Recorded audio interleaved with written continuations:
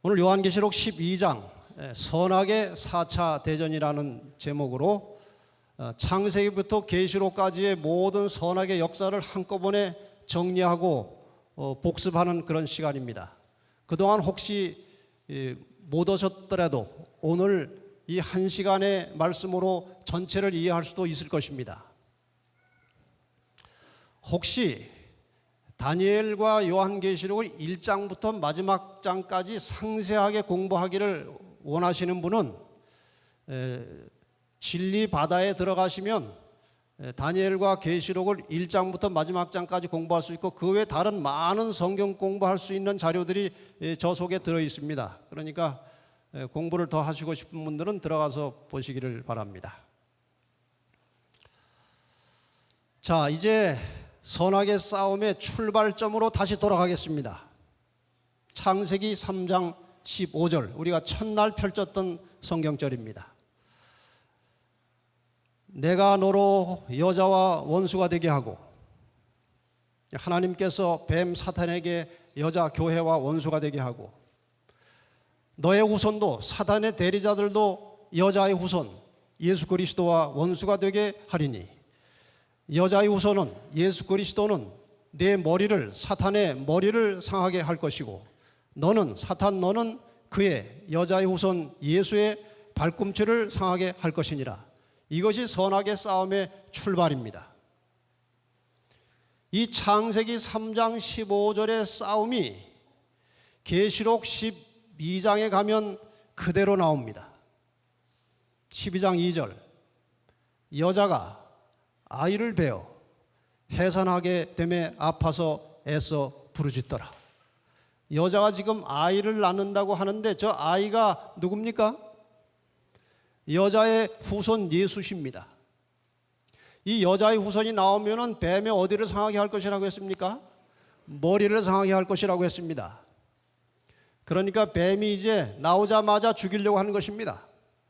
12장 4절, 용이 해산하려는 여자 앞에서 그가 해산하면 아이를 삼키고자 하더니, 정말 아주 긴장감이 감도는 매우 두려운 장면입니다.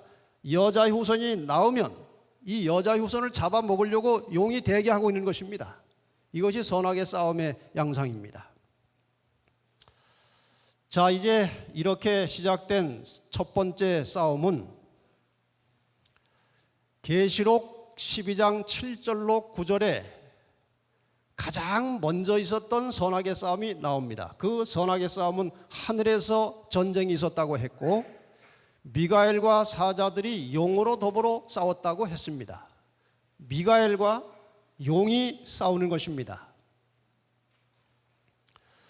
두 번째 싸움은 방금 보았던 성경절입니다. 계시록 12장 4절 5절, 용이 해산하려는 여자 앞에서 그가 해산하면 그 아이를 삼키고자 하더니, 용과 아이가 싸우는 것입니다. 세 번째 싸움, 계시록 12장 13절로 16절에 나옵니다. 용이 자기가 땅으로 내어 쫓긴 것을 보고 남자를 낳은 누구를? 여자를 핍박하는지라. 용과 여자가 싸우는 것입니다. 네 번째 싸움은 계시록 12장 17절입니다. 용이 여자에게 분노하여 돌아가서 그 여자의 남은 자손과 싸우려고 바다 모래 위에 섰더라. 계시록 12장은 하늘로부터 시작돼서 이 땅에서 맞춰질 선악 간의 싸움을 네 단계로 나누어서 설명을 하고 있습니다. 지금 보신 대로 한번 복습을 해보십시다. 첫 번째 싸움은 하늘에서 있었는데 누구와 누가 싸웠다고 했습니까? 미가엘과 용이 싸웠다고 했죠. 두 번째 싸움은 누구와 누굽니까? 용과 아들, 아이가 싸우는 것입니다. 예수. 세 번째 싸움은 용과 여자, 교회가 싸우는 것입니다. 네 번째 싸움은 용과 남은 자손. 오늘 이 네 단계의 싸움을 잘 공부를 하시면 지구 역사를 한꺼번에 공부하는 것입니다. 잘 들어보시기를 바랍니다. 1차 싸움은 하늘에서 있었다고 했습니다. 하늘에서 1차 싸움을 일으킨 장본인은 천사장이었던 루스벨입니다. 이 긴 이야기를 다 드릴 수는 없고 이사야 14장 13절과 14절에 두로 왕을 비유로 해서 이 루스벨이 어떻게 하다가 하늘에서 전쟁을 일으켰고 쫓겨났는지 그 이야기가 여기 나옵니다. 내가 내 마음에 이르기를 내가 하늘에 올라 하나님의 뭇별 위에 나의 보좌를 높이리라. 내가 북극 지폐의 산 위에 좌정하리라. 가장 높은 구름에 올라 지극히 높은 자 누구십니까? 하나님과 비기리라. 다시 말하면 하나님과 같아지고자 하는 마음을 가졌다는 것입니다. 이 마음을 주변의 천사들에게 퍼뜨렸고 이것이 점점 확대되다가 드디어 하늘에서 전쟁이 벌어진 것입니다. 결국 그 싸움 끝에 노란 글씨를 보겠습니다. 하늘에서 저희의 있을 곳을 얻지 못한지라 큰 용이 내어 쫓기니 옛뱀 곧 마귀라고도 하고 사단이라고도 하는 온 천하를 꿰는 자라. 혼자만 내어 쫓긴 것이 아니고 계시록 12장 4절에 보면 그 꼬리가 하늘 별 3분의 1을 끌어다가 땅에 던졌다고 되어 있습니다. 하늘의 수많은 천천만만의 천사 중에 상당히 많은 부분을 끌고 같이 쫓겨난 것입니다. 그래서 오늘날 이 지구상에서 뭐 귀신이 나타났다, 뭐 이상한 일이 현상이 귀신 들렸다, 이런 모든 것들은 다 이 사탄이 하는 일입니다. 사탄의 부하들이 하는 일입니다. 그것을 알고 계셔야 나중에 속지 않습니다. 그래서 선악의 싸움의 4단계를 이제 하나씩 정리해 보십시다. 첫 번째 싸움은 미가엘과 용 사이의 싸움이 있었고, 이 싸움이 있은 뒤에 창조가 있었습니다. 지구 창조. 지구 창조된 지 얼마 안 돼서 인간이 범죄하고 타락하게 되었습니다. 인간이 타락하자마자 하나님께서 창세기 3장 15절을 약속하시면서 여자의 후손 예수 그리스도가 죽을 인간들을 구원해 내시겠다고 하나님이 약속을 하신 것입니다. 그래서 두 번째 싸움은 여자의 후손 예수 그리스도와 사탄 사이의 싸움이 벌어지는 것입니다. 예수 그리스도 여자의 후손이 탄생하자마자 사탄이 예수를 죽이려고 했습니다. 헤롯을 통해서. 그러나 하나님께서 천사를 통해서 애굽으로 피신시켰습니다. 예수님께서 사단에게 시험을 받으셨습니다. 끊임없이 사단은 예수를 넘어뜨리기 위해서 항상 따라다니면서 예수를 유혹하고 시험했습니다. 예수님께서는 그러한 중에 끊임없이 말씀을 가르치시고 천국 복음을 전파하시고 병 고치는 일을 하시다가 무지하신 중에 십자가에 달려 돌아가심으로 인간의 구속 사업을 완성하신 것입니다. 그래서 두 번째 싸움은 예수 그리스도와 사단 사이의 싸움인데 이것은 예수 그리스도의 십자가의 승리로 끝났습니다. 이제 보시면 아시겠지만 선악의 싸움은 항상 이렇게 진행됩니다. 선은 언제나 질 뻔하다가 이깁니다. 악은 언제나 이길 뻔하다가 지는 것입니다. 그래서 성경에 계속해서 성도들에게 인내하라고 말씀을 하셨는데 왜 그런가 하면은 선이 질 뻔할 때에 절대로 포기하지 말고 조금만 더 견디면 이긴다는 것입니다. 네, 그러니까 끝까지 잘 견디라고 하나님께서 우리에게 권면하고 계십니다. 이제 세 번째 싸움입니다. 세 번째 싸움은 용과 여자, 교회가 싸우는 것입니다. 왜냐하면 예수님께서 33년 반 사시고 하늘로 가시면서 이 땅에 교회를 세워놓으셨습니다. 하나님의 말씀을 전하는 교회가 세워진 것입니다. 그래서 사탄이 예수님은 이제 하늘로 가버리셨고 이 땅에 남겨진 교회를 공격하는 것입니다. 3차 싸움을 한번 읽어보겠습니다. 용이 자기가 땅으로 내어 쫓긴 것을 보고 남자를 낳은 여자를 핍박하는지라. 이제 교회가 핍박을 받는 것입니다. 그 여자가 큰 독수리의 두 날개를 받아 광야 자기 곳으로 날아가 거기서 그 뱀의 낯을 피하여 한 때와 두 때와 반 때를 양육받으매. 공부하신 것이죠? 실제 기간으로 몇 년이었습니까?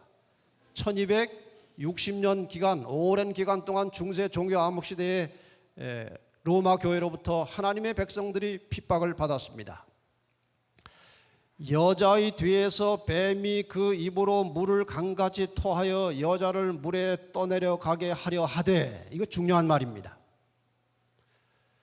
물을 강같이 토해서 여자를 떠내려 보낸다는 것은 무슨 말입니까?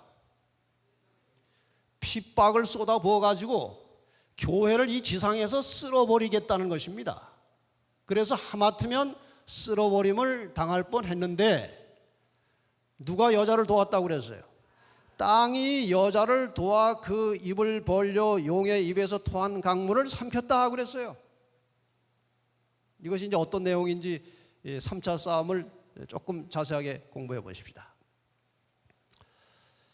이제 예수님께서 하늘로 올라가신 뒤로부터 그 당시 로마 제국이 기독교를 박해하기 시작했습니다. 네로로부터 시작해서 10대에 걸친 황제가 이 땅에 방금 태어난 교회를 사정없이 핍박해서 교회를 다 쓸어버리려고 했습니다.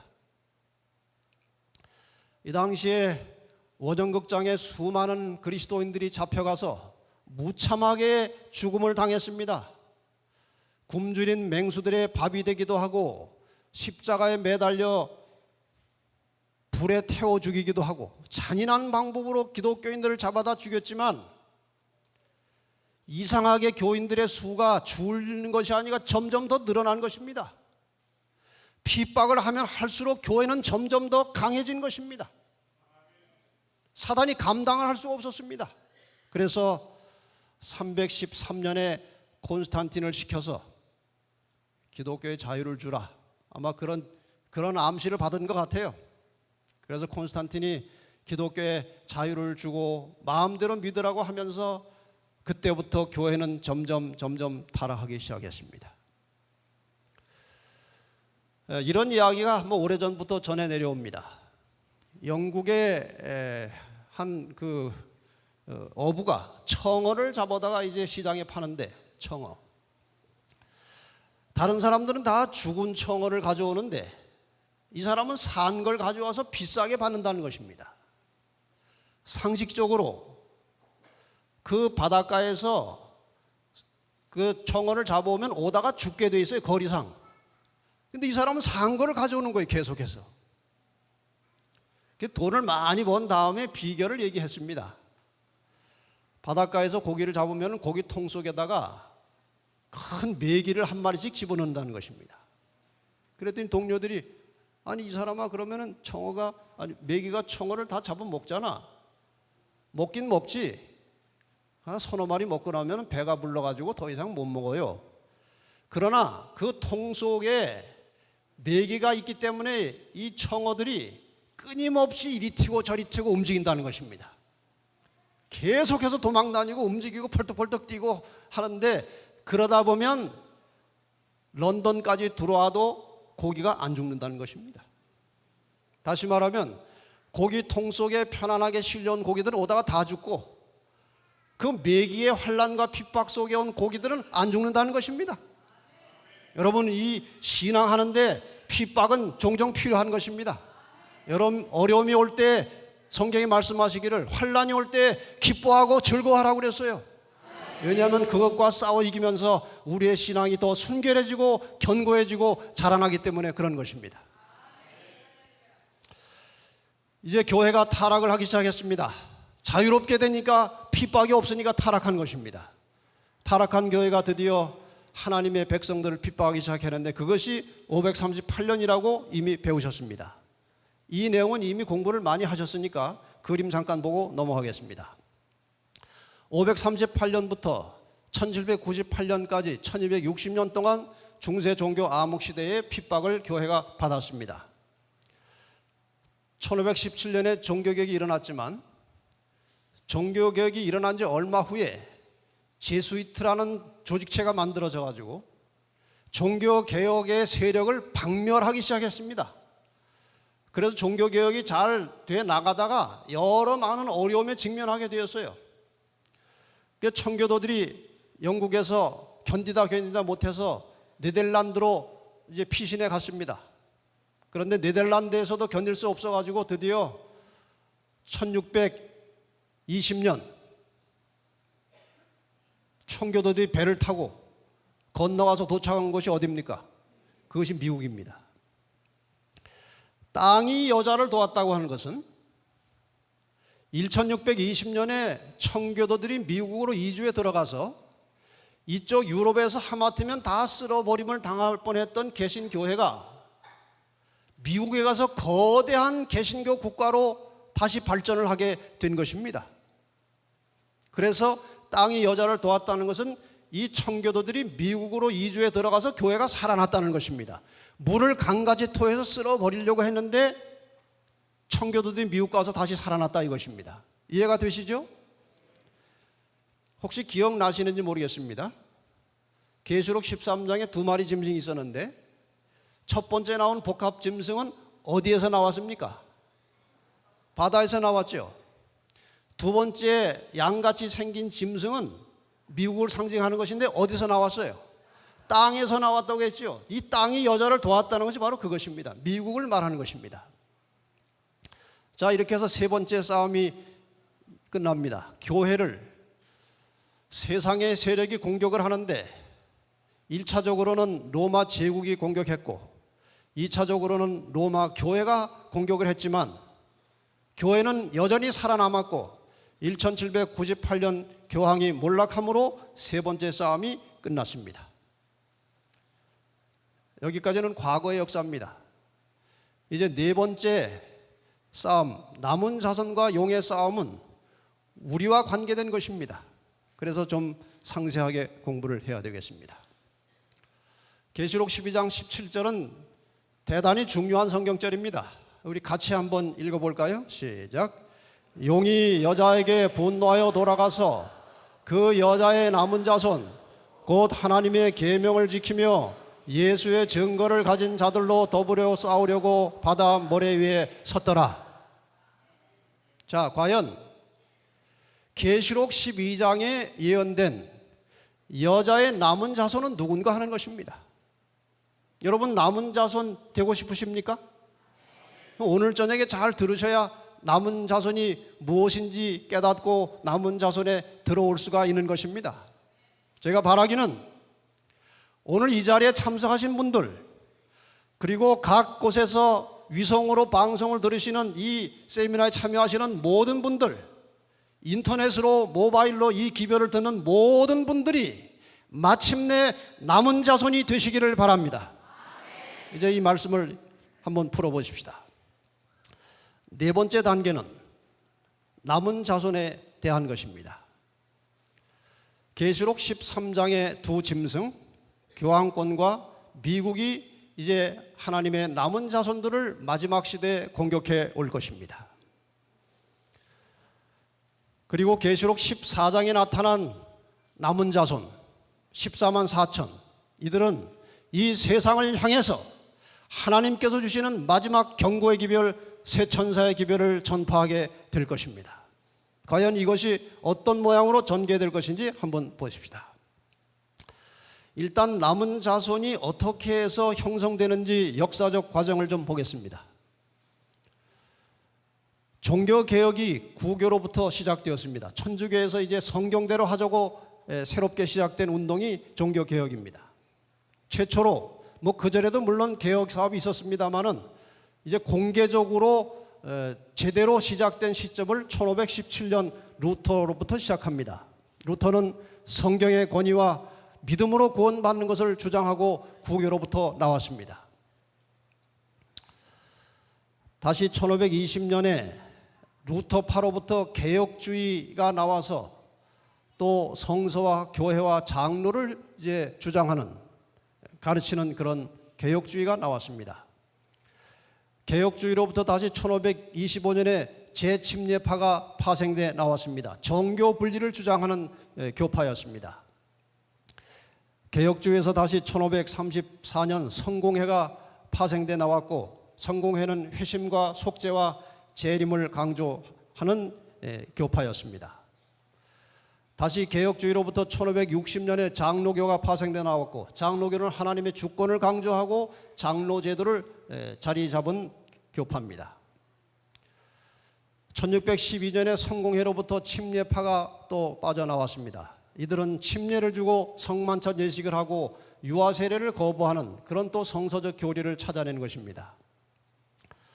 다시 1787년에 성공회로부터 감리교가 다시 파생되었고, 감리교는 사랑과 성령과 성환을 강조하는 그런 또 다른 개신교 교파였습니다. 이렇게 나눠지기 시작한 개신교 교파가 점점 많아졌는데, 지금 개신교 교파가 몇 개쯤 되는 줄 아십니까? 제가 어느 책에서 확인한 바로는 1187개로 되어 있습니다. 그런데 이것을 세부적으로 더 나누면 2만 개까지 된다는 그런 기록도 있습니다. 이렇게 교파가 많이 수없이 나누어진 것이 잘한 것인가요? 잘못한 것인가요? 잘했습니까? 잘못했습니까? 잘하기도 하고 잘못하기도 했습니다. 성경의 진리를 하나씩 찾아 나간 것은 잘한 것인데, 성경이 하나이기 때문에 새로운 진리를 발견할 때마다 하나의 교회 안에서 점점 진리가 확산되어 가야 하는 것입니다. 그런데 이렇게 많은 파로 나누어져 버렸습니다. 하나님께서는 이 각기 다른 교파들이 가지고 있는 모든 성서적 교리나 진리가 하나로 모아지기를 원하십니다. 그런데 역사를 살펴보면 이 나누어진 여러 파들이 가지고 있는 그런 교리와 그러한 진리들이 하나로 모아진 역사를 우리는 다시 찾아볼 수 있는 것입니다. 이제 그 배경을 좀 한번 살펴보십시다. 19세기 초는 1800년대를 말하는 것입니다. 북미 지역에서 재림 운동이 크게 벌어졌습니다. 이 역사가 대단히 복잡하고 길지만 간략하게 설명을 드리겠습니다.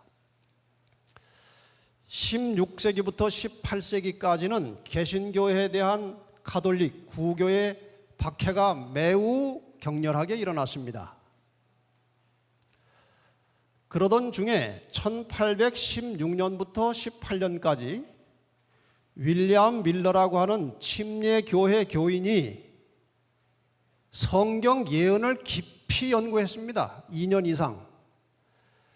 그러다가 그 사람이 다니엘서 8장과 9장을 공부하면서 자기 나름대로 새로운 사실을 깨닫게 되었어요. 다니엘 8장 14절에 2300주야까지니 그때의 성소가 정결하게 되리라. 여기 2300주야까지니 그때의 2300주야 끝에 성소가 정결하게 된다는 말을 예수님이 재림하시는다는 것으로 해석을 한 것입니다. 이번에 2300주야 공부를 못했습니다만 여러분이 이제 계속 참석하신 분들에게 나눠줄 교재에 보면 이 공부가 다 있습니다. 개인적으로 공부할 수 있을 만큼 충분히 설명이 되어 있습니다. 각자 공부하시고요. 이 2300주야는 실제 연대로 하루를 1년으로 하라고 했으니 2300년입니다. 그런데 2300주야의 기산점, 시작점이 예루살렘을 중건하라는 영이 날 때부터 그렇게 되어 있어요. 그것을 역사적으로 찾아보면 주전 457년입니다. 거기에 해당되는 해가 457년 주전으로부터 2300년을 지나면 1844년이 나옵니다. 나중에는 정확하게 날짜까지 계산했는데 10월 22일이었습니다. 그래서 이 운동이 이제 발전돼 나가는 것입니다. 1844년에 예수님이 오신다는 메시지가 전해지기 시작한 것입니다. 그래서 1831년부터 이 윌리엄 밀러의 가르침을 통해서 북미 지역에 재림 운동이 널리 퍼져가기 시작했습니다. 그런데 이것이 초기에는 환영을 받았지만 시간이 지날수록 배척을 받게 되었습니다. 반대하는 사람들이 여기저기서 일어났습니다. 그리고 그 당시 기독교 사회는 매우 타락해 있었고 예수님의 재림에 대해서 거의 관심이 없었던 시대입니다. 그런데 밀러가 나타나서 이런 운동을 하니까 많은 기성교회들이 싫어하는 것입니다. 그러나 그 중에서 진실한 신앙심을 가진 사람들이 점점 밀러의 기별에 동조하고 나타나기 시작했습니다. 각 시대의 대징초라고 하는 책 337페이지에 보면 그 당시 상황을 이렇게 설명하고 있습니다. 온갖 반대가 있음에도 불구하고 재림운동에 대한 관심은 계속하여 증가되었다. 수십 명으로부터 수백으로 그리고 수천 명으로 회중들은 증가되었다. 여러 교회로부터 찬동자들의 수가 크게 증가되었으나 얼마 후에는 그 개심자들에 대한 반대의 정신이 나타났으며 마침내는 밀러의 견해를 받아들이는 자를 징계 처분하는 일이 각 교회에서 시작되었다. 다시 말하면 각 교회마다 재림 운동에 가담하는 사람은 제명시켜서 출교를 시킨 것입니다. 이런 일들이 벌어진 것입니다. 자, 이것이 어떤 결과를 가져왔는지 잘 보시기 바랍니다. 지금 여러 교파들이 있어요. 각 교파로부터 재림 운동을 하는 사람들은 출교됐습니다. 저렇게 교회에서 쫓겨났어요. 이 교회에서도 좀 쫓겨나고 저 교회에서도 출교되고 또 여기저기서 여러 각기 다른 교파로부터 신실하게 재림을 기다리고 성경대로 살고 싶어하는 사람들이 모아져서 거대한 재림 운동이 이제 퍼져나가는 것입니다. 날짜가 정해져 있었습니다. 언제 오신다고요? 1844년 10월 22일에 올 것으로 확신했습니다. 그래서 재림운동을 하던 사람들은 1844년 봄에 밭에 씨를 뿌리지 않았다고 했습니다. 왜 그랬습니까? 추수하기 전에 주님이 오실 것이기 때문에. 재산은 다 처분해서 10월 달까지 먹을 것만 남겨놓고 다 복음 사업에 투자했습니다. 그만큼 확신을 했어요. 왜냐하면 이 밀러가 풀어오는 2300주야를 그 당시 신학자들도 그것을 반박하지 못했다고 했습니다. 정확하게 풀어놓은 것입니다. 그런데 마지막 적용을 잘 못했던 것입니다. 과정은 정확했어요. 드디어 1844년 10월 20일이 왔습니다. 아침에 태양이 떠오르는데 어제하고 똑같은 것이 떠오릅니다. 이게 이제 서서히 중천으로 지나가는데 아무런 나팔 소리도 안 나고 조짐이 없는 것입니다. 이것이 해가 넘어가는데도 주님은 안 오셨어요.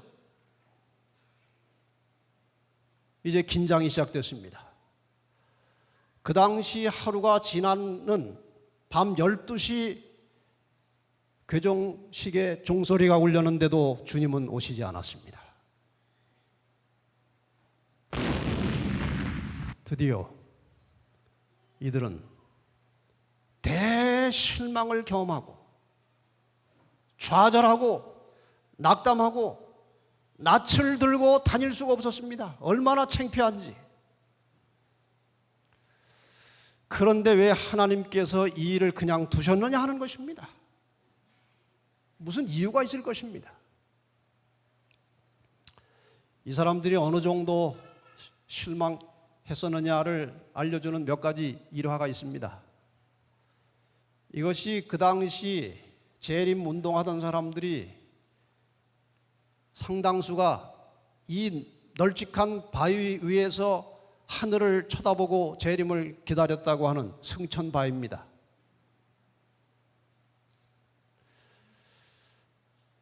한 재림교사 책에 보면 그 당시 상황을 이렇게 표현합니다. 우리는 밤 12시가 될 때까지 주님을 기다렸다. 그러나 그날은 그대로 지나갔고 우리의 실망만이 확실해졌다. 이전에 한 번도 경험치 못했던 서러움이 전신에 몰려왔다. 이 지상의 친구들을 모두 잃는다 해도 이렇게 서러울 수는 없었을 것이다. 우리는 동이 틀 때까지 울고 또 울었다. 이런 일이 벌어진 것입니다. 그런데 이러한 실망을 경험하면서 무슨 일이 벌어졌느냐? 재림을 기다리던 사람들이 각각 어떤 사람이었는지 둘로 나누어졌습니다. 첫째, 각시대 대쟁투 403페이지 4페이지 보면은 하나님의 말씀에 신앙의 기초를 두지 않고 사람의 의견에 신앙의 기초를 두었던 사람들은 이때 즉시 그들의 견해를 바꾸었다. 재림을 기다리면서도 자기가 깊은 말씀의 이해와 깨달음이 없이 그냥 남이 하는 대로 따라가다가 재림을 기다린 사람들은 재림하지 않으니까 즉시 생각을 바꿨다는 것입니다. 의지가 박약하고 겁이 많은 자들은 조롱하는 자들과 합세하여 그 전에 자기들을 조롱하던 자들과 같이 합세해서 다시는 두려워하거나 재림을 기대할 필요가 없다고 주장하였다. 그런 무리가 있었습니다. 그러니까 재림이 없으니까 먼저 조롱하던 자들한테 가서 내가 거기 잠깐 가긴 갔었지만 나도 뭐 솔직히 그렇게 믿은 건 아니야. 그러면 그렇지 그럴 리가 있나 이러면서 이제 떨어져 나갔다는 것입니다. 그러나 열성 있고 진실한 신자들은 그리스도를 위하여 모든 것을 버리고 전보다 그리스도 앞에 더욱 가까이 나갔다. 그들은 그들이 확신한 그대로 세상의 최후의 경고를 하였다. 재림이라고 하는 사건을 기다리던 사람들은 그 사건이 일어나지 않았기 때문에 되돌아갔습니다. 그러나 예수님을 진심으로 사랑하고 예수님을 기다리던 사람들은 그분이 분명히 오실 것이기 때문에 포기하지 않고 다시 그리스도에 더욱 가까이 나가서 재림을 기다리고 전하는 사람들이 되었다 이것입니다. 여러분, 재림이라는 사건을 기다리지 마시고 사랑하는 예수님을 기다리시기를 바랍니다. 그리고 사람의 말을 따라서 이리 갔다 저리 갔다 하지 말고 여러분이 성경을 가지고 확인하면서 여러분의 신앙을 견고하게 하시기를 바랍니다. 결국 하나님께서 여기에 참 백성을 가려내시기 위해서 이 시련을 허락하신 것입니다. 이 대실망 이후에 대부분 떨어져 나가고 소수가 다시 남았는데 이 신실한 소수는 여러 각기 다른 교파에서 나온 사람들입니다. 이게 중요한 거예요. 이게 중요한 것입니다. 지금 여기 모여있는 저 사람들은 각기 다른 여러 교파에서 나온 사람들이라 이것입니다. 이해가 되셨습니까? 이 사람들이 이제 하나님의 말씀을 연구하기 시작하는 것입니다. 그 당시 대표적인 사람으로 조슈아 하임스라는 감리교회 목사가 있었고 사무엘 스노우라고 하는 회중교회 평신도가 있었고 조셉 베이츠라고 하는 크리스찬 교회 교인인데 직업이 선장인 사람이 있었고 찰스 피치라고 하는 장로교회 목사가 있었고 하이람 에드슨이라는 감리교회 목사, 제임스 화이트라고 하는 크리스찬 커넥션 교회 목사, 토마스 프레블 침례교회 목사, 엘렌 화이트 감리교회 평신도, 레첼 프레스톤 제7일 침례교 평신도, 조시아 리치 감리교 목사, 이외에도 성공회, 루터교, 청교도 등 여러 교단의 목회자와 평신도들이 진실된 마음으로 한자리에 모여서 성경을 깊이 연구하고 토의하기 시작했습니다. 우리 미국에 있는 우리 교회 본부 대총에 가면 저 그림이 걸려 있어요. 이것이 그 당시 그 재림의 실망을 딛고 일어나서 성경을 연구하면서 서로 자기들의 교리를 다른 사람들에게 함께 나누는 그때 장면을 그려놓은 것입니다. 저런 모양으로 이제 성경을 서로 토로하고 나누면서 감리교의 교리 중에 성경적인 것을 다 내놓고 함께 토의하다가 그것이 성경적으로 확인이 되면 모두가 다 받았습니다. 침례교의 교리를 내놓고 다 연구하다가 그것이 혹시 성경적으로 맞지 않는 것은 제쳐놓고 성경적으로 맞는 것이 있으면 다 받았습니다. 이렇게 해서 여러 각기 다른 교파들이 가지고 있던 성경의 진리가 하나로 모아지게 된 것입니다. 잘 됐습니까? 루터파도 있었고 감리교도 있었고 성공회도 있었고 제7일 침례교도 있었고 장로교, 개혁주의, 침례파, 재침례파 외에 여러 교파가 함께 모여서 재림 운동을 하다가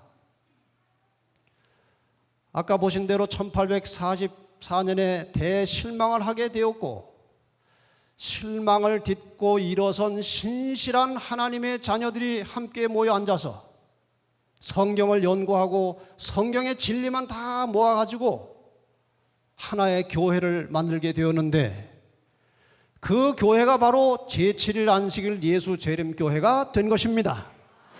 그래서 1860년에 제7일 안식일 예수 재림교회가 이 땅에 이름을 가지고 드디어 출발을 하게 되었다는 것입니다. 그러니 제7일 안식일 예수 재림교회는 각각의 다른 교파들이 가지고 있는 성경적 진리를 하나로 다 모아놓은 교회입니다. 교부들의 신앙이라고 하는 천주교에서 나온 책입니다. 기본서라고 하는 추기경이 쓴 책인데 제가 저 책을 보다가 안식일 교회를 비판해 놓은 글을 보게 되었습니다. 자세히 보니까 비판을 하긴 했지만 정당하게 했어요. 제7일 재림교인 안식교회 교리를 보면 여러 교회 교리를 한두 가지씩 따다가 잡채를 만들어 놓았다는 느낌을 준다. 가만히 생각해 보니까 그렇다. 우리가 잡채다 이겁니다. 교리를 여기저기서 다 모은 것입니다.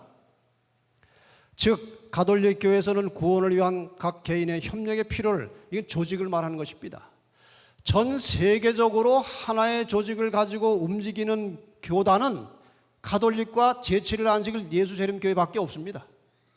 그래서 이것이 마지막에 세계적으로 전변전이 일어날 것이 확실한 것입니다.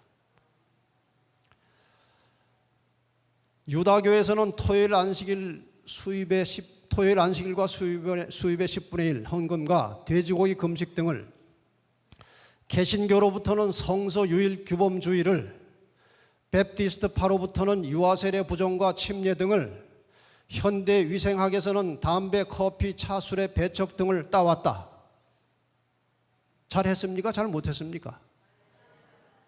각기 교파가 가지고 있는 것 중에 성서적인 것은 다 가져왔고 선교에 필요한 것들은 다 배워왔고 또 하나님의 성전 몸을 관리하는 일에 있어서 건강법칙, 위생법칙 다 배워왔고 잘한 것입니다. 이렇게 해서 제7일 안식일 예수 재림교회가 생겨났기 때문에 제7일 안식일 예수 재림교회는 성경의 모든 교리를 아주 정확하게 소유하고 있는 것입니다. 가장 기본적인 교리는 믿음으로 구원받는다는 것입니다. 성서 진리가 있습니다. 성서 예언이 있습니다. 영혼 멸절설, 건강기별, 재림과 부활에 대한 확신, 십계명과 안식일, 교육과 가정 문제, 침례, 하나님의 백성들이 믿음을 가지고 살아가는 데 필요한 모든 분야의 진리와 교리를 다 가지고 있는 것입니다. 그래서 이 교회는 정말 단단한 집처럼 지어진 것입니다. 이 교회를 구성하고 있는 사람들이나 지도자들은 결함이 있고 흠이 있고 잘못이 있을 수 있습니다. 그러나 이 교회가 그동안 간직하고 보존해온 이 진리는 절대로 결함이 없는 것입니다. 이건 하나님의 말씀에서 나온 것입니다. 그러니까 혹시 재림교회가 정말 좋은 교회인 줄 알고 왔다가 옆 사람, 이 사람, 저 사람 보고 실망이 되면 그런 일 가지고 다시 돌아가지 말고 진리를 보시고 끝까지 견디시기 바랍니다. 네. 어디 가도 사람 사는데 다 마찬가지예요. 기왕 마찬가지인 거 진리를 가지시기를 바랍니다. 네. 이 교회는 정말 견고한 진리를 가지고 있는 것입니다. 꽤 오래전에 침례교회 목사님 한 분이 이제 어떻게 저희하고 접촉이 돼가지고 안식일교회 신학을 하고 그 다음에 우리 교회에서 이제 일을 하게 되었습니다. 그분이 공부하는 동안에 저에게 와가지고 그런 말을 해요. 목사님, 제가 침례교회에서 목회하는 동안에 이게 목회를 하면서 이 성경을 가르치다 보니까 이 성경과 맞지 않은 것이 상당히 많았습니다. 교회 안에.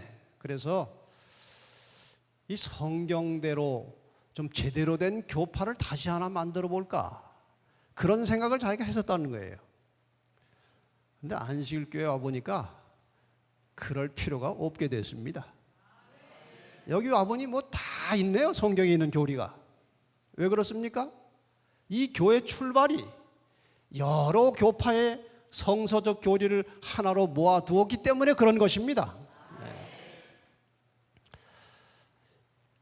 이렇게 해서 역사의 마지막에 하나님의 진리의 말씀을 따라 사는 남은 자손이 태어난 것입니다.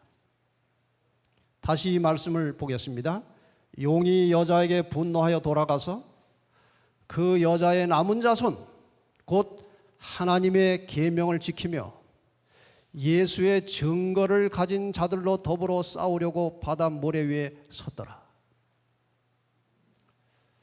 여자의 남은 자손은 뭘 하는 사람들이라고요?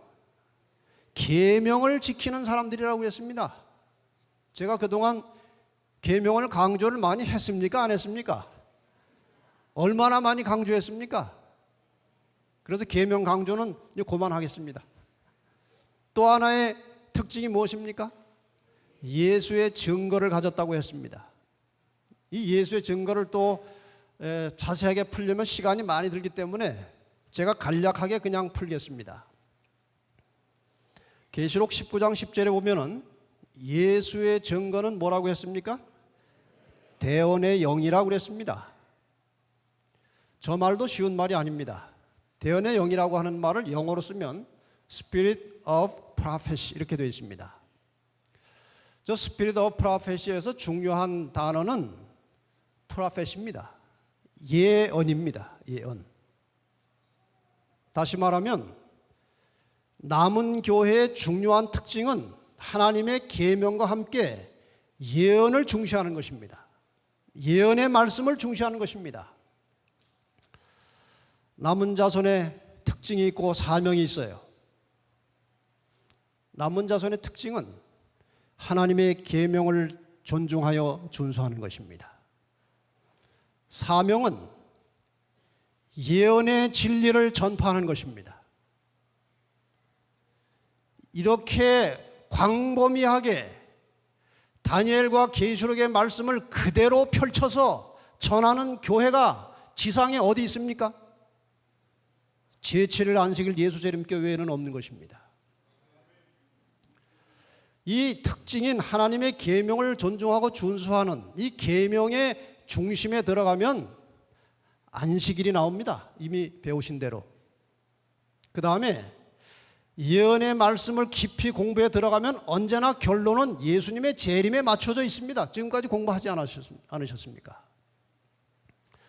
그래서 남은 자손의 특징은 하나님의 계명 속에 있는 안식일을 존중하고 재림을 기다리고 준비하고 전파하며 사는 사람들이 남은 자손이라 그 말입니다. 그래서 이 교회 이름을 제7일 안식일 예수 재림 교회라고 지은 것입니다. 다 들어 있습니까? 안식일도 들어 있고 재림도 들어 있습니다. 이 이름은 이 마지막 시대를 향한 하나의 메시지입니다. 여러분이 제7일 안식일 예수 재림 교회를 선택하는 것은 이 교회가 가지고 있는 진리를 선택하는 것이지 교회를 선택하는 것이 아닙니다. 그렇습니까? 이 교회가 구원을 주는 게 아니에요. 이 교회가 보존하고 간직해온 진리가 우리를 구원하는 것입니다. 여러분, 이 제7일 안식일 예수 재림 교회라고 하는 이름이 마지막 시대 세상을 향해서 하나님께서 주시는 하나의 메시지라고 생각하시고 담대하게 이 기별을 외치시기 바랍니다. 어느 교회 다니십니까? 물으면 기독교 중에 하나인데 얘기해도 잘 모르실 겁니다. 자, 골목길로 들어가서 왼쪽으로 가면 거기 있는 조그만 교회인데 잘 모르실 겁니다. 그러시면 안 됩니다. 언제 어디서 누가 묻더라도 아무리 바빠도 12자를 다 대세요.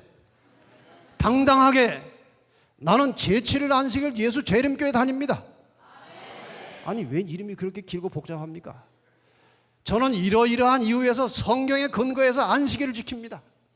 그리고 성경의 신약 성경에 300번 이상이나 약속하신 예수님의 재림을 믿습니다. 그래서 이것이 우리 교회 이름이지만 우리 교회가 전하는 메시지입니다. 이렇게 하면 새 천사 기별 전한 겁니다. 이걸 받으면 되는 것입니다. 그만큼 이건 중요한 것입니다. 앞으로 절대로 이름 물으면 얼버무리지 마시고 담대하게 당당하게 대답하시기 바랍니다. 네 번째 싸움은 이제 정리가 되었습니다. 남은 자손 그리고 계시록 13장의 교황권과 미국이 대립하게 될 것입니다. 한쪽의 깃발은 일요일이고 남은 자손의 깃발은 안식일입니다. 한쪽은 인간의 전통을 가지고 사는 것이고 남은 자손은 하나님의 계명으로 사는 사람들입니다. 이것이 대립되면서 마지막 선악의 싸움에 불이 붙으면 역사는 끝나는 것입니다. 이제 내일 역사가 끝나는 순간부터 이 땅이 회복될 때까지 공부는 내일 하겠습니다. 자, 이제 여러분께서 제7일 안식일 예수 재림교회에서 들으셨습니다. 이 교회가 과연 어떤 교회인가 하는 것입니다. 사람들이 안식일교회를 잘 모릅니다. 재림교회를. 안식일교회에 대해서 어떻게 생각하십니까? 안식일교회를 전혀 모르는 사람들은 뭐라고 합니까? 이단교회 아닙니까? 사람 앞에 세워놓고 처음 듣는데요. 안식일교회를 조금 아는 사람들은 뭐라고 합니까? 그 교회가 성경대로 살려고 애쓰는 좋은 교회지요 뭐.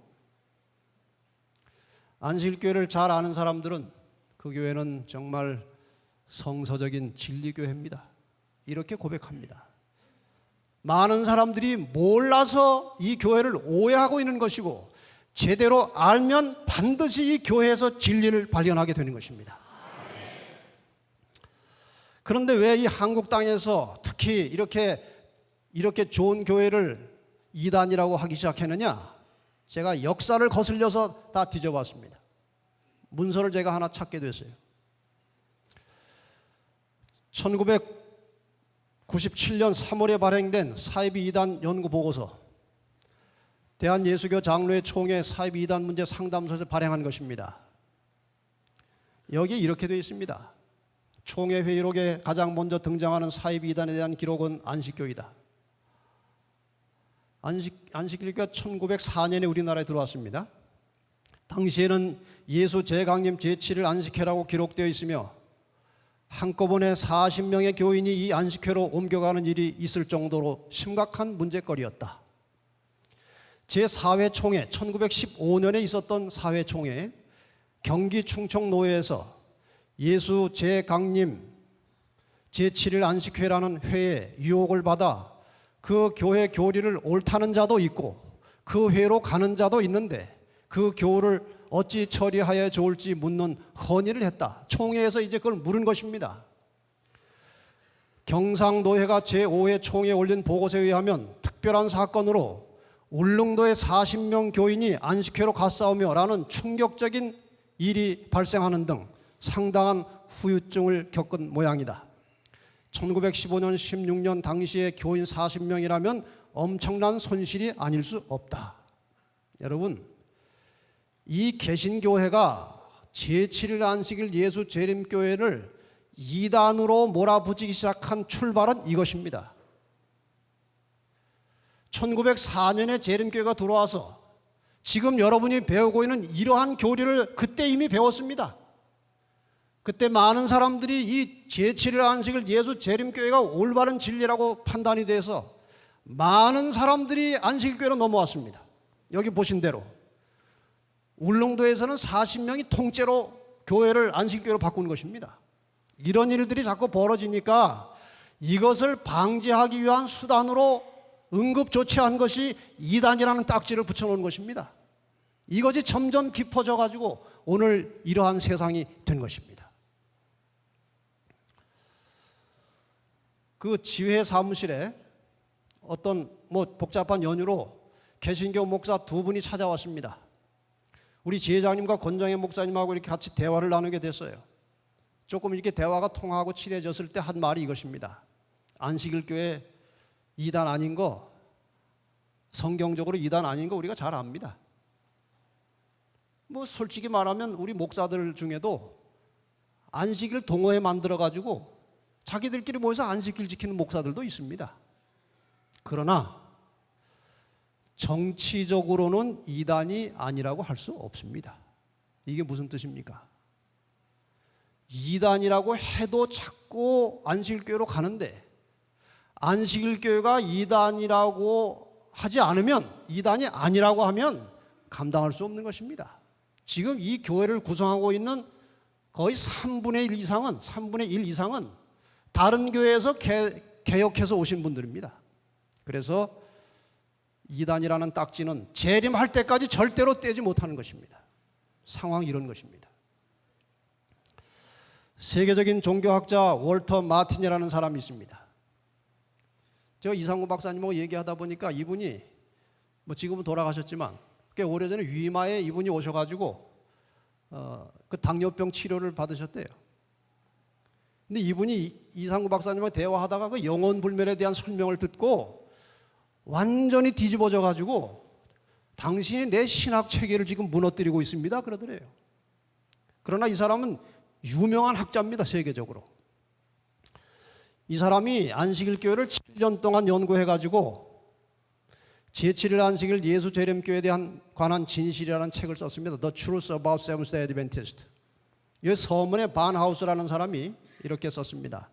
제7일 안식일 예수 재림교회에 대해 연구한 결과 마틴과 나는 재림교회가 반기독교적인 이단 종파가 아니라 진실한 그리스도인 단체라는 결론에 이르렀다. 7년 동안 연구해보니까 이단이 아니라는 것입니다. 세계적으로 권위 있는 문서들의 기록을 봅시다. 옥스포드 기독교회 사전에 보면 안식일교회를 이렇게 설명합니다. 그들은 성경이 신앙과 행실의 모호한 규칙을 제공하며 그리스도의 재림이 임박하였음을 믿는 충실한 개신교 단체라고 말합니다. 종교사전 1994년 판에 보면은 비록 어떤 기독교인들은 그들을 이단이라고 비난하나 그들의 신학은 본질적으로 정통이다. 영국 백과사전에는 재림교인들은 모든 기독교인들이 지니고 있는 기본 신앙을 똑같이 가지고 있고 신구약 성경의 권위를 받아들인다. 솔직히 말하면 제7일 안식일 예수 재림교회 교인들만큼 성경을 확실하게 믿고 재림을 믿는 사람들이 없습니다. 정통 중에 정통입니다. 이단인데 잘 해보니까 이단이 아니더라. 그게 아니고 제7일 안식일 예수 재림교회는 성서적으로 정통 중에 정통입니다.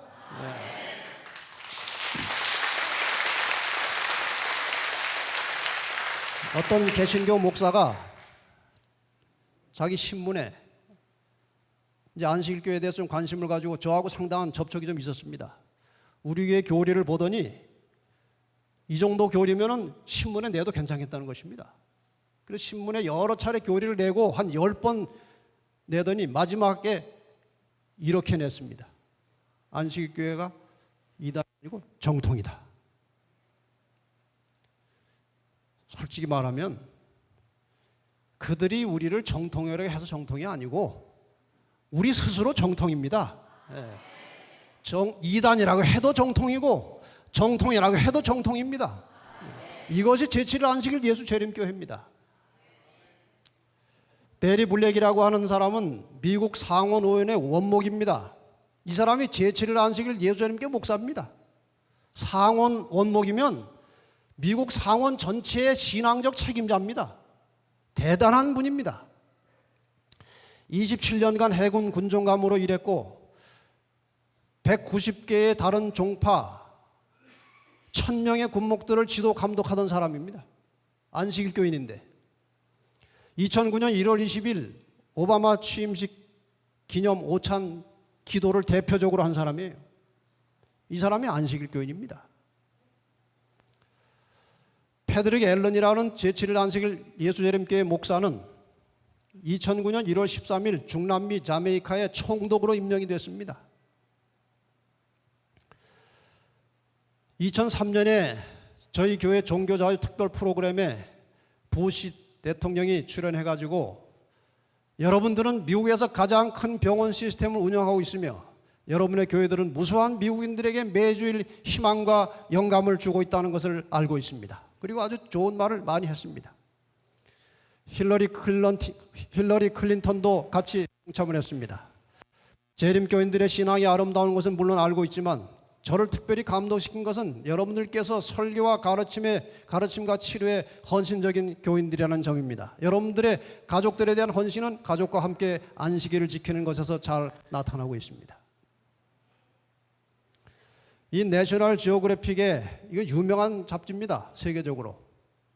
이 한국말 번역판이 2005년 11월 번역판에 장수에 비교를 해가지고 세 군데 세계적으로 제일 장수하는 초원을 찾았는데 그 중에 하나가 로마린다의 안식일 교인을 찾은 것입니다.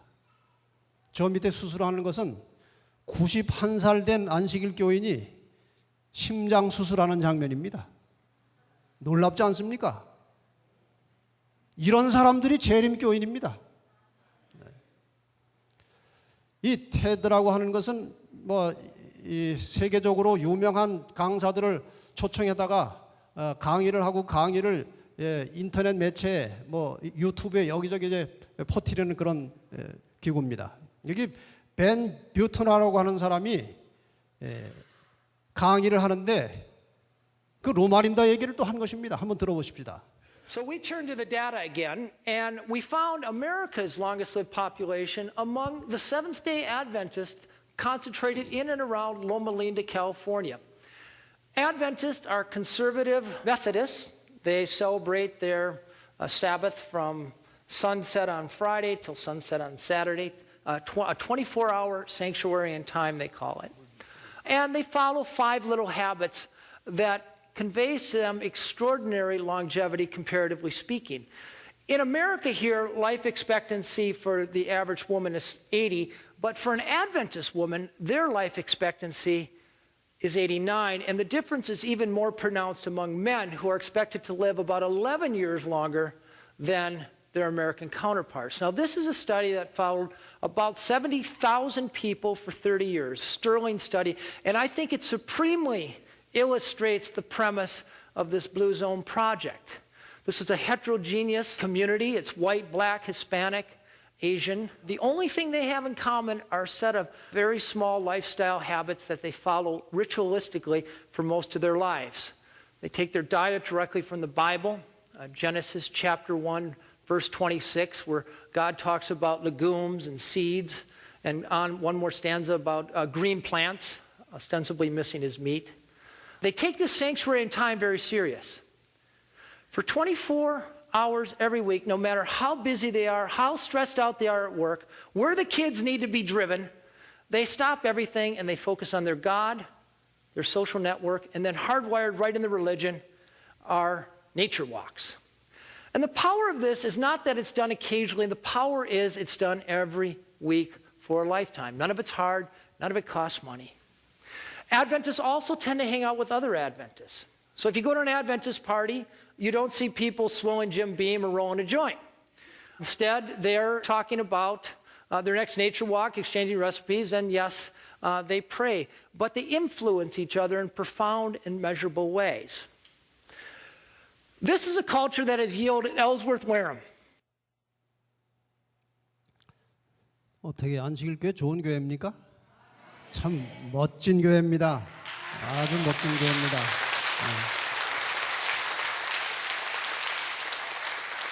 여기 US 뉴스라고 하는 신문 2009년 2월 20일자에 보면은 당신을 100세까지 살도록 돕는 10가지 습관 이렇게 해서 10개의 습관을 소개했습니다. 이 중에 9번째가 뭔지 아십니까? Live like a Seventh Day Adventist. 제7일 안식일 예수 재림 교인처럼 살아라 이겁니다.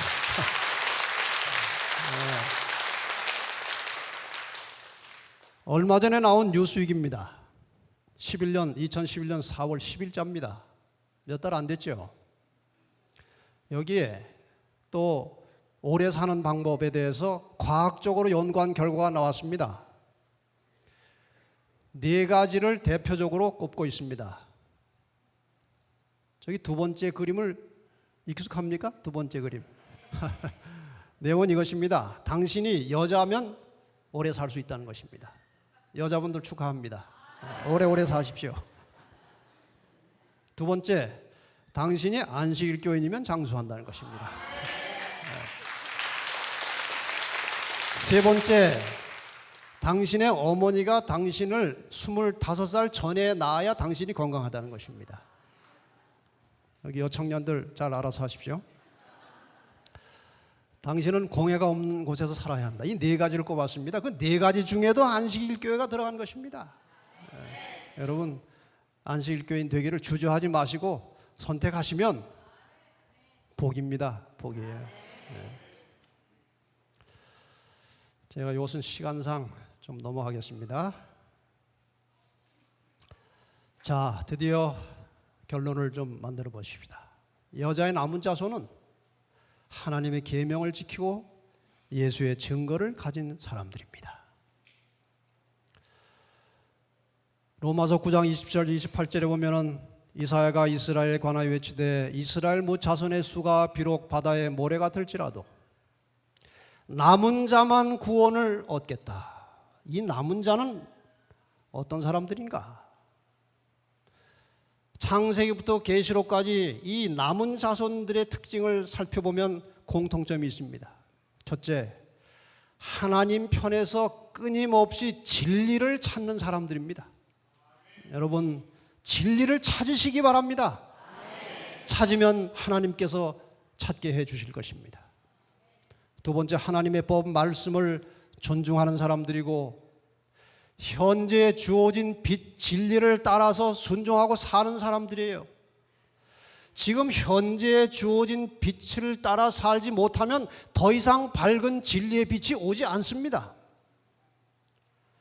돈 1,000원을 주어서 1,000원을 제대로 못 쓰는 아이에게 10,000원을 주겠습니까? 줄 수 없어요. 1,000원을 잘 쓸 줄 알아야 5,000원도 주는 것입니다. 마찬가지로 현재 나에게 주어진 말씀의 빛을 순종할 때 하나님께서 더 큰 빛을 주셔서 그 빛을 따라 살다가 보면 원만한 광명이신 그리스도를 만나게 되는 것입니다. 목숨이 위협을 받을 때에도 진리 편에 굳게 서는 사람들이었습니다. 끊임없이 하나님의 말씀을 다른 사람들에게 전파하는 사람들입니다. 그리고 사람을 사랑하고 존중하여 섬기는 사람들이었습니다. 하나님을 절대 신뢰하고 하나님을 의지하고 사는 사람들, 이 사람들이 바로 남은 자손들의 공통점입니다. 이제 계명을 존중하여 지키는 재림 성도들에게 제가 주님의 질문을 드리겠습니다. 내가 나를 사랑하느냐? 요한복음 14장 15절에 너희가 나를 사랑하면 나의 계명을 지키리라. 다시 말씀하시기를 요한복음 15장 12절에 내 계명은 곧 내가 너희를 사랑한 것 같이 너희도 서로 사랑하라 하는 이것이니라. 계명을 지키는 것은 단순히 토요일에 교회 가는 것이 아니고 그것을 훨씬 넘어서 사람을 진심으로 사랑하는 사람이 계명을 지키는 사람들이라는 것입니다. 이것이 얼만큼 중요하냐? 요한일서 3장 14절에 우리가 형제를 사랑함으로 사망에서 옮겨 생명으로 들어간 줄 알거니와 사랑치 아니하는 자는 사망에 거하느니라. 우리가 사랑할 때 함께 생명에 들어가는 것입니다. 저는 온 한국의 재림교회 성도들이 먼저 피차 간에 서로 사랑하게 되기를 바랍니다. 그것이 바로 생명 안에 들어있는 증거가 되는 것입니다. 더 나아가서 우리 주변의 모든 사람들을 사랑할 줄 아는 그리스도인들이 되시기를 바랍니다. 세례나 침례를 이미 받으신 분들에게 질문을 드리겠습니다. 이런 질문을 하십니다. 세례 받은 사람도 침례를 꼭 받아야 합니까? 침례 다른 데서 받았는데 또 받아야 합니까? 세례는 물을 뿌리는 것입니다. 저것은 의미가 그냥 씻는 의미예요. 그러나 어제 공부하신 대로 침례는 예수님의 죽으심과 장사와 부활을 상징하는 것입니다. 그리스도 십자가 앞에서 죽고 물속에 들어가서 장사 지내고 올라와야 새 생명으로 태어나는 것을 상징하는 것입니다. 그러므로 세례는 성경적으로 맞지 않은 것입니다. 이 12세기까지 세례를 주지 않았습니다. 침례를 주었습니다. 저것은 변질된 것인데 중세 종교 암흑시대 동안에 12세기 십자군 전쟁 시에 십자군에 나갈 군인들은 다 교인이라야 합니다. 십자군이니까. 모아놔서 교인 아닌 사람들 모아다가 침례를 일일이 줄 수가 없기 때문에 뿌린 것입니다. 이것이 변질된 것입니다. 그래서 오늘날 교회에서 주는 세례는 성경상 의미도 맞지 않은 것입니다. 그래서 침례를 받는 것입니다. 아무리 수가 많아도 성경적 방법대로 침례를 주어야 하는 것입니다. 사람이 많다고 뿌리거나 씻으면 안 되는 것입니다. 성경의 원칙과 진리는 절대로 변하는 것이 아닙니다. 성경의 원칙이 사람의 상황에 따라서 변하면 그건 다 무너지는 것입니다. 사람이 성경에 맞춰 살아야 하는 것입니다. 아무리 많아도 저렇게 침례를 주는 것이 정상입니다. 에베소 4장 5절에 침례는 하나라고 했습니다. 한 가지 방법밖에 없는 것입니다. 그러니 혹시 세례를 받고 고민하신 분들 계시면 성경 말씀대로 따라서 하시기를 바랍니다. 아직 침례를 결정하지 못한 분들에게 마지막 성경절을 드리겠습니다. 너희가 그 은혜를 인하여 믿음으로 말미암아 구원을 얻었나니 이것이 너희에게서 난 것이 아니요 하나님의 선물이라. 여러분, 침례를 받을 때 내가 뭘 잘해가지고 공을 세워서 받는 것이 아니고 침례 받을 때는 하나님께 선물 받듯이 받는 것입니다. 그러니까 너무 크게 고민하지 마시고 선물을 받고 감사한 마음으로 하나님께 순종하고 사는 되는 것입니다. 끝으로 빌립보 4장 6절 7절 말씀을 다 같이 한번 읽어보십시다. 시작. 아무것도 염려하지 말고 오직 모든 일에 기도와 간구로 너희 구할 것을 감사함으로 하나님께 아뢰라. 그리하면 모든 지각에 뛰어난 하나님의 평강이 그리스도 예수 안에서 너희 마음과 생각을 지키시리라.